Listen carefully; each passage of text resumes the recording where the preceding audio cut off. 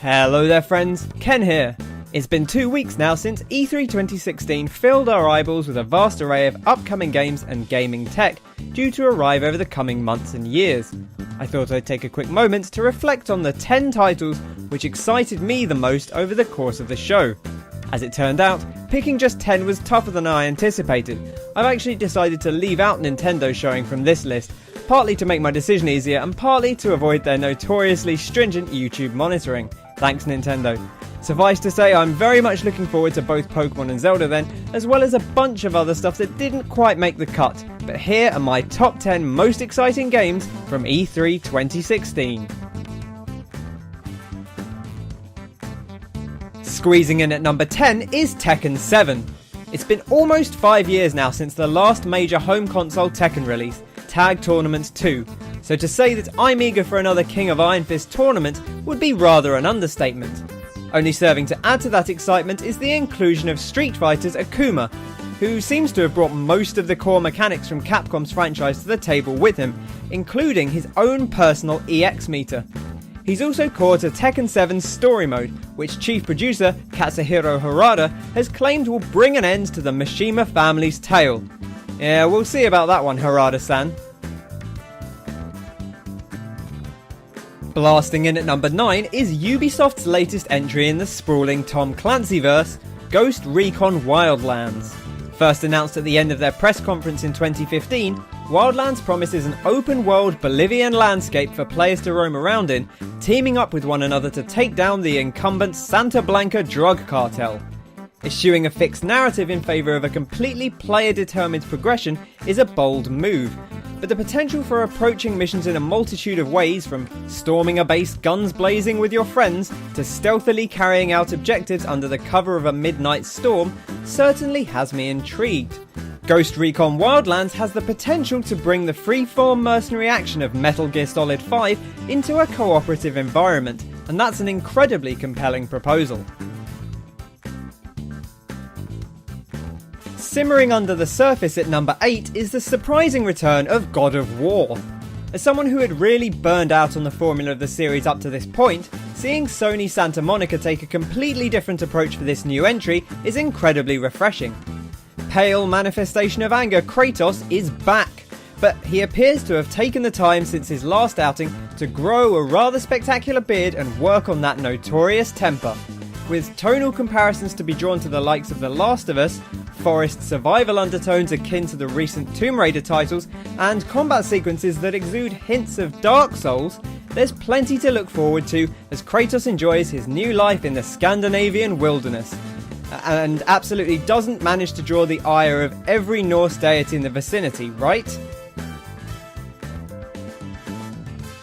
Sailing in at number 7 is Sea of Thieves, the open-world pirate MMO from Rare that promises seafaring hijinks aplenty for you and all your buds as you work together to crew a ship, sail the high seas, hunt for booty, and engage rival vessels in frantic naval combat. Games such as Guns of Icarus, Space Team, and Lovers in a Dangerous Spacetime have already proven just how joyfully chaotic attempting to crew a virtual ship with your friends can be, and adding pirates into the mix feels like the perfect fit for that style of game. Frantically yelling at one another as you attempt to patch up your sinking ship, while also firing off salvos at the rival crew attempting to claim your hard-earned booty for themselves, sounds stressful in just the right adrenaline-pumping way. To snatch the number 6 slot without actually saying what your new game is about, aside from a hugely baffling trailer, takes a special someone. But, Hideo Kojima, you're pretty good. Given free reign and a seemingly complete creative freedom by Sony, the Metal Gear creator opted to craft an initial teaser featuring a naked Norman Reedus, covered in oil, searching for a lost baby across a beach covered with stranded aquatic life, before being confronted by several mysterious floating figures in the sky? Yeah, sure, okay. Safe to say then that Kojima is still just as weird and impenetrable as ever, and I'm fascinated to find out what he has planned for his first new IP in years. Settle down and find yourselves a table now, because coming in at number 5 is Gwent, the standalone edition of CD Projekt Red's hugely popular card game from The Witcher 3. The fact that a fairly simple side activity became one of the most popular aspects of such a broad and expansive open world RPG speaks to the sublime design of Gwent. Not wanting to miss out on an opportunity to please the fanbase whilst also cashing in on the popularity, CD Projekt Red have spun Gwent out into its own release, including an entirely redesigned visual style, a wealth of new and rebalanced cards to expand the experience, and a full campaign mode seemingly along the lines of Puzzle Quest, where you must adapt your decks to combat the specific strengths and weaknesses of each opponent. Add in the opportunity to finally take on other human players, which should play well into the rather mind game oriented nature of Gwent, and this is one game that could be on the cards for many years to come. Crashing in from the sky at number 4 is the explosive return of Respawn Entertainment's mech shooter. Prepare for Titanfall 2. While I wasn't as enamoured as some with the first Titanfall, the fast-paced movement ability shook up multiplayer first-person shooters in a way which sent demonstrable repercussions throughout the genre. It was a solid base upon which to build a more fully featured game, which Titanfall 2 is showing plenty of signs of shaping up to be. Replacing the old light, medium, heavy mech distinctions with 6 titans, each focused on a different area of combat, should offer players a lot more customization in their loadouts. Additionally, the now mandatory grappling hook has made its way in here as another option to get you around the map and even to interfere with enemy players and mechs. Alongside all of these multiplayer improvements is the promise of a fully formed single-player campaign, which aims to build a tighter sense of the relationship between a mech and its pilot, and should hopefully build up a greater sense of the surrounding fiction for the world Respawn have created. As we move into the top 3 titles, there's only room for the heaviest of hitters. One of the most prominent showings during this year's press conferences was for Dishonored II, which comes in at number 3. Developers Arcane showed off the new coastal city of Karnaca based on southern Europe. This time around, players have the choice of returning protagonist Corvo or a grown-up Empress Emily. As with the previous game, levels may be approached in a variety of ways. Do you want to employ stealth or go loud from the off? Are you looking to keep the body count to a minimum, or will you carve a lethal path through anyone who stands in your way? Both Corvo and Emily come with their own unique ability set. Corvo retains many of his old tricks, such as his trademark Blink, or the ability to possess animals and move through otherwise inaccessible areas. Conversely, Emily can link enemies together with her Domino ability, causing them all to share the same fate, or deploy her bizarre Shadow Walk and Tentacle Arm to dispatch her foes. Clearly, puberty has a much more significant effect in the world of Dishonored. The first Dishonored was already a game I was compelled to play through multiple times, so having a completely fresh skill set to do that with this time around is incredibly exciting.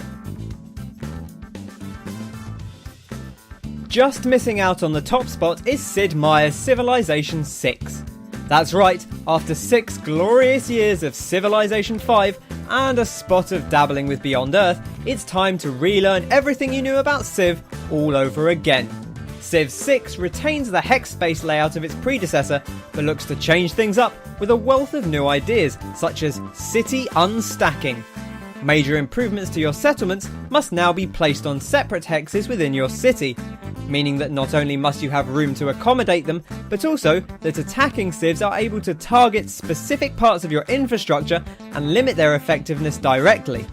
You may also create districts within a city, improving certain aspects in those areas at the cost of others. Perhaps most importantly from my perspective, the game has been rebalanced to hopefully bring the viability of each possible victory condition into line. As someone who poured a ton of time into Civilization V, I'm super excited at the potential of being swallowed up once more by Firaxis' deep, vibrant 4X game, as I find new ways to explore, expand, exploit and exterminate throughout the ages.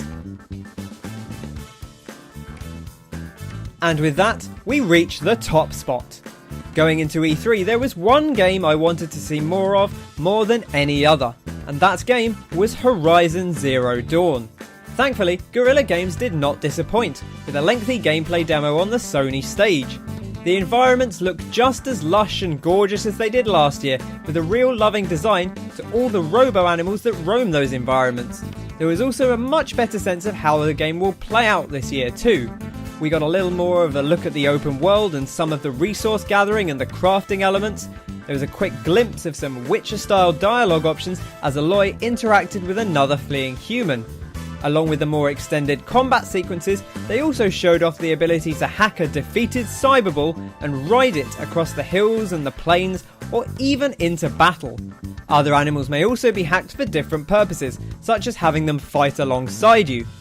Now, mixing bow combat with aggressive melee enemies could have been a recipe for disaster, but the combat seems to have a really satisfying flow to it.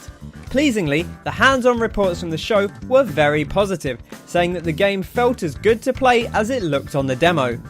Guerrilla has made some great games in the past, but they really look to have stepped up their game with Horizon Zero Dawn, and I'm so excited to learn more about it in the run-up to its release early in 2017.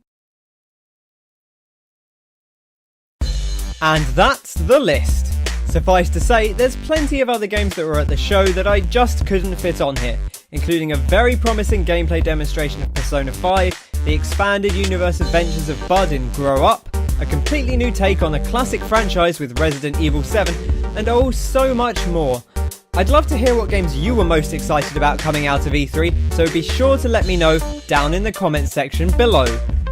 If you'd like to hear me discussing the press conferences in more detail, I joined the folks over at The Midnight Gamer to do exactly that, and those podcasts are going up on their channel, so don't miss them. Thanks very much for joining me. I hope you enjoyed my list. If you did, be sure to bop that like button, and feel free to subscribe if you want to see more from me, or just pop back whenever. I've been Ken, I hope you have a fantastic day, and I'll catch you on the next one. Cheers!